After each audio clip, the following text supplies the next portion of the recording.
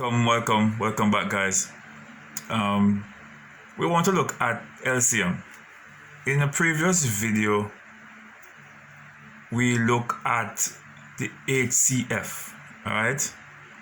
And the HCF would be finding a number that can go into the terms, all right? For example, when we look at the HCF, we were saying that, okay, if we have 4a plus 2b, then the HCF could be 2, and then 2 could go into 4 if 2a, and then we'll have b. So the HCF would have been 2.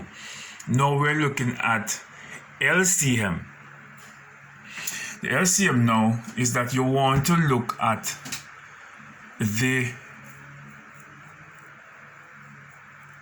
a term in which these can go into. Alright?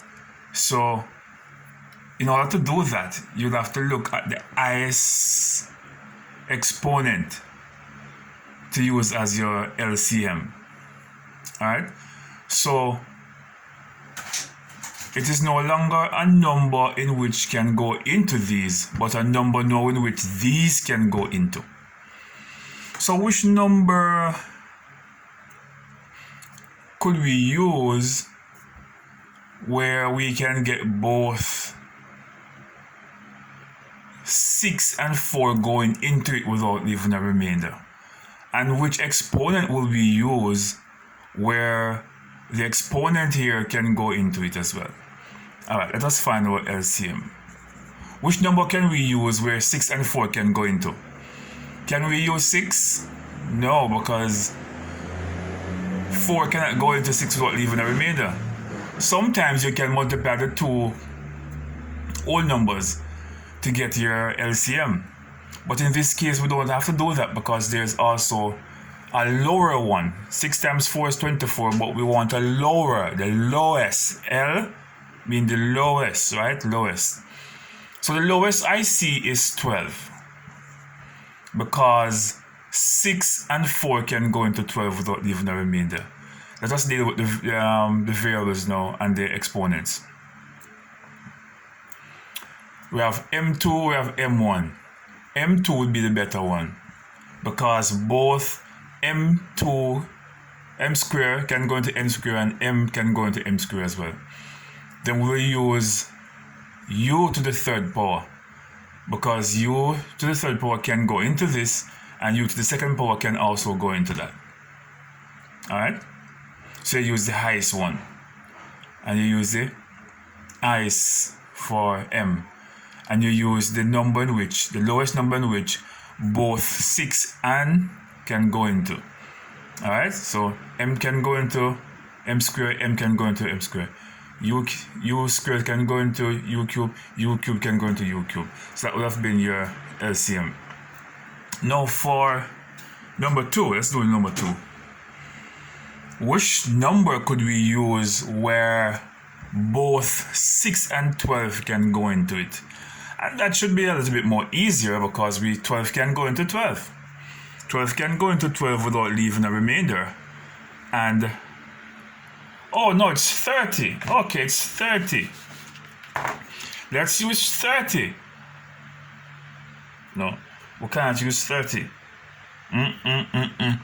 We'll have to use 60. That's the lowest number in which both 30 and 12 can go into. 12 can go into 60 what? 5 times, and 30 can go into 60 2 times. And then we look for the variables now. A square seems to be the better one to use because both a square and a can go into a square. Alright, and then b to the second power, b square, because b square can go into that will be 1 and b square can go into that, leave a remainder of 1. Good. Let's go to number 3.